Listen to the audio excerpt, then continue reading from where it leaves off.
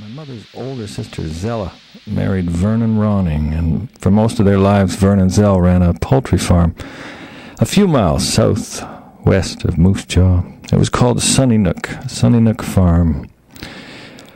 When I was a young boy, I spent a month or so every summer at Sunny Nook.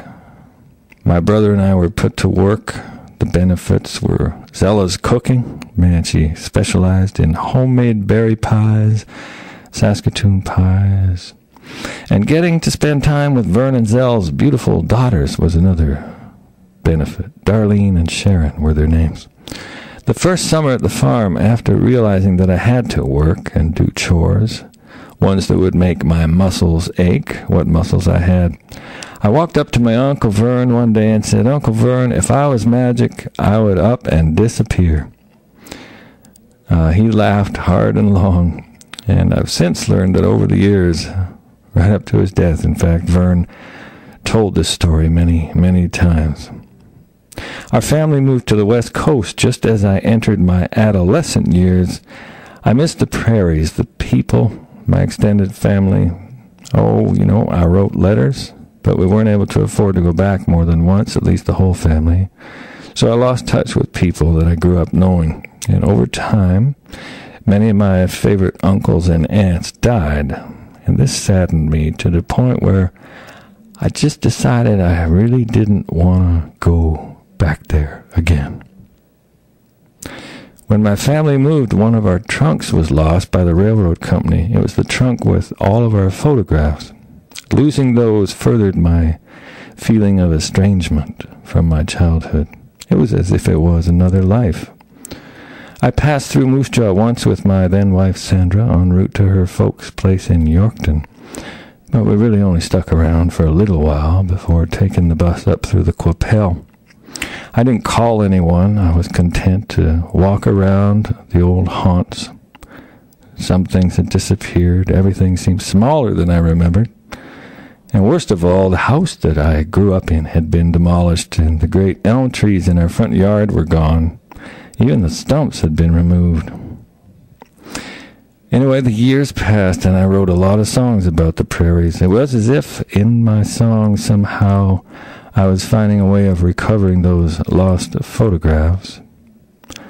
I wrote of my Uncle Bill in a song called The Ukulele Kid, and of my Aunt Cora and Uncle Joe in the arms of the angels now, and of wind and hard weather, and of grandfathers I never knew, of River Street and its red light history, the old Sioux Line Railroad that carried Al Capone's boys north from Chicago. Their bootlegging and prostitution enterprises are remembered now in the Moose Jaw Tunnels, a tourist attraction that takes you underneath Main Street. My travels as an adult were and are most often related to music. I journeyed through the southern USA, Texas, Louisiana, Mississippi, Alabama, Tennessee, and across the ocean to England, Scotland, Ireland, Iceland, Norway, France, Switzerland, Italy, Greece. Never to the prairies where I grew up, until this summer, that is. I finally had a car that might make it there and back. And after getting my mechanic's thumbs up, I drove across the Rocky Mountains to visit Saskatchewan for the first time in more than 40 years. I visited with people in Moose Jaw and enjoyed driving around those familiar streets. One day I woke up determined to see if I could retrace the route I used to follow when I bicycled out to Sunny Nook Farm. I drove out Cotto Street west past the government elevator, looking for a silt road that even my balloon tires had trouble with then. It had all changed, of course. But I kept driving, navigating by feel and memory. I became pleasantly lost out there, out among bright yellow canola fields on one side and mauve flax fields on the other. Farm country. A few wind-breaking trees marking each house out on that lonely tableland. The skies had clouded over, and the sun's light dispersed evenly to the point where I couldn't even tell north from south any longer. I'd given up on finding any trace of Vern and Zell's old farm, and was, quite simply, enjoying the beauty of the prairie, the tilted fences, the grid roads, the scent of the wind through the car windows, the song of the meadowlarks and the magpies. I passed a mailbox that had a name on it, barely decipherable, Lugner. About 50 yards past it, I hit the brakes gently, stopped, thought to myself, Lugner. Wasn't that the name of Orville, Darlene's husband? I'd always had such a shine for Darlene, Vernon Sell's younger daughter. She'd taken time with me at the farm, made me feel welcome. It must have been 1963 the last time I saw her. I put the car in reverse, backed up slowly to that mailbox, then drove into the farmyard, parking by the house. There were 2 men over by the barn working on something, and I walked toward them. They eyed me a little warily. "Orville!" I said.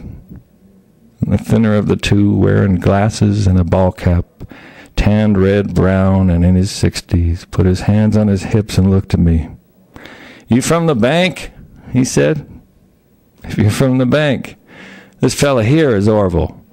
And he motioned to the bulkier framed man beside him. I explained that I was Bert and Dory's son, that I was looking for my cousin Darlene.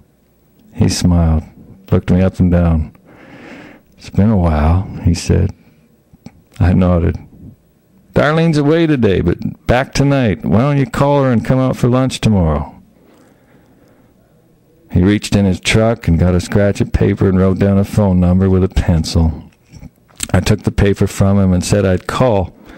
And I got in the car, and as I was turning to leave, I asked him if he could give me directions to Sunny Nook. He said it was still there, but had changed. He said the new people had rebuilt, changed things around. I got out of the car while he gave me directions with gestures. Crazy directions, including a post with a number 32 on it.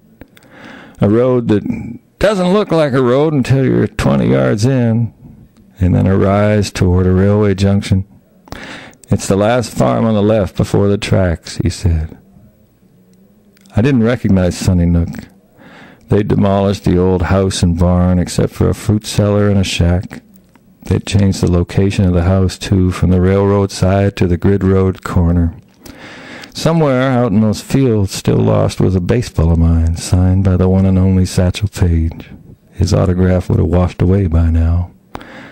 I stood there, looking up that driveway, the 2 tire ruts with the high grass between. Sunny Nook, what was left of it. I found my way back to Orville and Darlene's farm the next day. Darlene came out and gave me one of the longest and best hugs I've ever had. We were both emotional. It had been so long, and yet it was like yesterday. We looked at each other and shook our heads, amazed to be together again. I don't think we were nervous at all. Her ocean blue eyes so far from the sea. How good it was to see her again. She made lunch for me with strong coffee, showed me some old photo albums, and we kept saying how good it was. Later, she walked me to the apple orchard she'd planted when Orville and her had bought the farm 40 years ago. The branches were hanging to the ground with fruit, the first red blush on the apples. It was like that passage in Willa Cather's book, My Antonia, where she writes, quote, "She had only to stand in the orchard to put her hand on a little crab tree and look up at the apples to make you feel the goodness of planting and tending and harvesting at last," unquote. I stood there listening to Darlene, looking at her. The wind came up, whispering through the leaves of her apple trees, lifting her hair a little. My cousin, Darlene. On the drive back into Moose Jaw, I pulled over to the side of the grid road, killed the engine, got out and leaned against the warm car, and had tears. That's right, tears. The sweetest kind.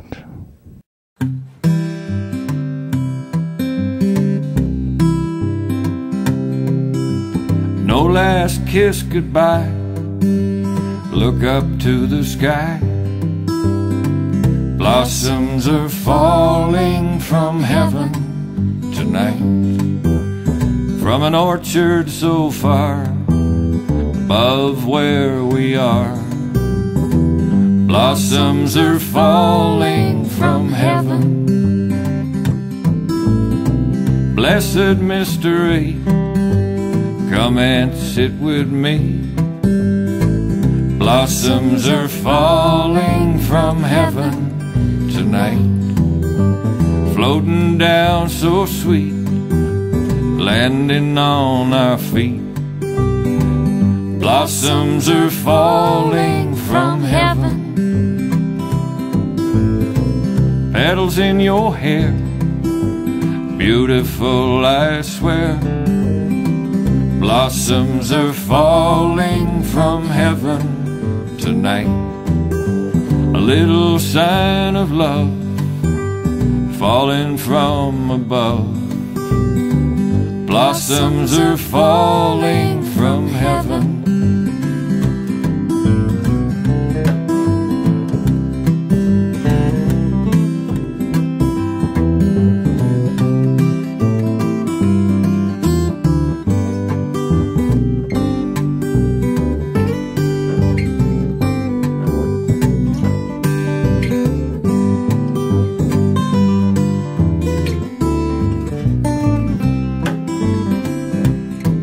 Yeah, there will come a day I will go away.